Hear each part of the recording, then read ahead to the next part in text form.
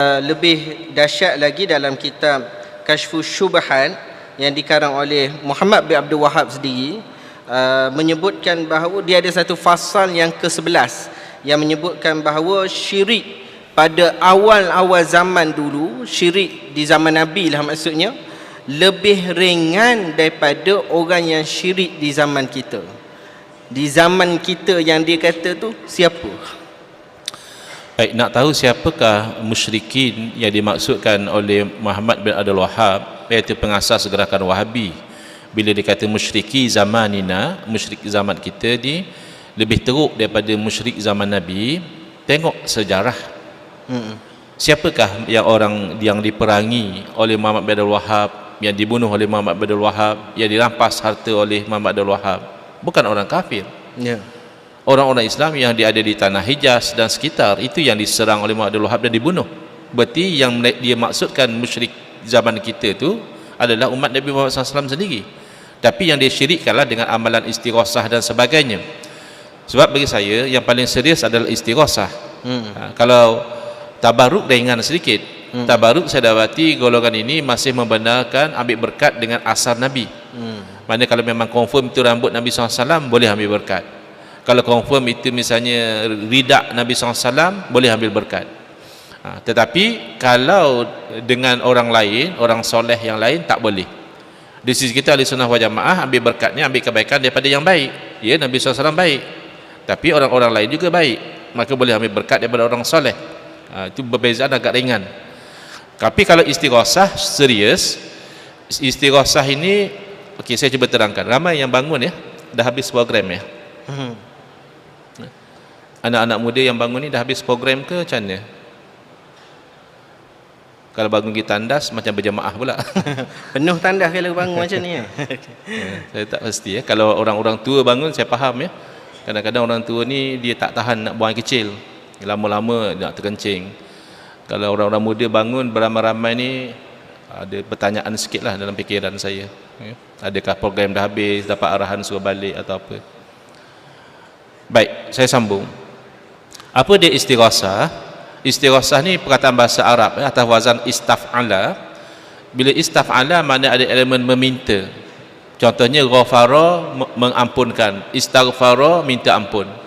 Jadi arasa yuris, menolong, istarasa yastarisu, meminta tolong. Jadi kita cuba cari jalan sepakat ya. Kalau ada pendukung Tauhid 3 yang hadir malam ni ya, boleh tanya soalan lepas ni. Tapi cuba faham dulu, kita sebenarnya ada persamaan, iaitu antara ahli sunnah wal jamaah dan pendukung Tauhid 3 sama-sama ada membenarkan beberapa bentuk istighosah dan ada tidak membenarkan. Sama je. Apakah Khilaf juga dah? Khilaf juga? Tak, maknanya sama. Ahli sunnah kata ada istighosah yang boleh, ada yang syirik. Jadi pendukung Tauhid 3 juga sama. Ada istighosah yang boleh, ada yang syirik. Baik. Kita ambil yang paling sepakat dahulu. Paling sepakat dahulu antara dua golongan ini adalah istighosah billah, minta tolong dengan Allah. Itu sepakat. Itu boleh, itulah yang paling cantik, itulah yang paling ideal, itulah yang kemuncaknya. Iza sta'anta, kata Nabi SAW, fasta'in billah. Bila kamu minta tolong, maka minta tolong dengan Allah. Itu memang sepakat. Kadang-kadang timbul ayat, susah sangat kadang minta tolong dengan Allah. Tak, mudah. Kan orang putih kata, Allah is just a prayer away. Allah hanya sejauh kita berdoa saja. Ud'uni astajib lakum. Minta kepada saya perkenankan. Jadi minta tolong dengan Allah sepakat ahli sunnah wal jamaah dan pendukung Tauhid 3 dua-dua terima. Minta tolong dengan makhluk boleh atau tidak? Masih sepakat lagi antara ahli sunnah wal jamaah dan pendukung Tauhid 3, ada yang boleh, ada yang syirik.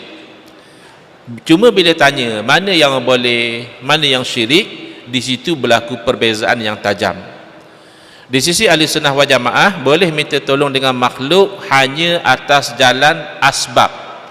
Makhluk tu hanya jadi sebab saja. Yang bagi pertolongan sebenar adalah Allah Subhanahu wa taala. Ya.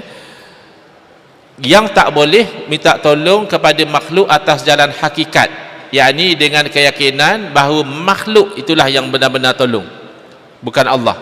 Itu syirik. Ya. Baik. Yang Wahabi minta tolong dengan makhluk hanya boleh kalau makhluk tu makhluk yang hidup. Makhluk hidup saja. Makhluk hidup saja boleh. Adapun makhluk tu bila berpindah ke alam barzakh, dah meninggal dunia, dah wafat, maka tak boleh, bahkan syirik kalau minta tolong. Itu Sekalipun Nabi. Sekalipun Nabi. Asalkan dah wafat, maka masih minta tolong, maka syirik. Ini jelas tidak disokong oleh dalil juga. Kerana syirik artinya menuhankan selain daripada Allah. Kalau minta tolong orang mati, menuhankan orang mati, syirik maknanya menuhankan orang mati lah. Berarti sama juga minta tolong orang hidup, menuhankan orang hidup. Kenapa pula boleh minta tolong orang hidup tapi syirik minta tolong orang mati? Ini yang kekeliruan dia. Sebab dia kata orang mati mana boleh tolong. Mana boleh tolong tidak menjadikan syirik. Even orang hidup pun tak semua orang boleh tolong. Ada sahaja ramai orang hidup yang kalau kita minta tolong dengan dia, dia tidak boleh tolong. Bila minta tolong dengan orang yang tak boleh tolong, tidak menjadikan dia syirik. Syirik itu adalah i'tiqad yang kita minta tolong itulah yang sebenarnya bagi pertolongan. Ketika itu tak ada beza. Kalau kita minta tolong orang hidup pun, kita yakin orang hidup tu yang memang hakikatnya menolong. Saya bagi contoh ya.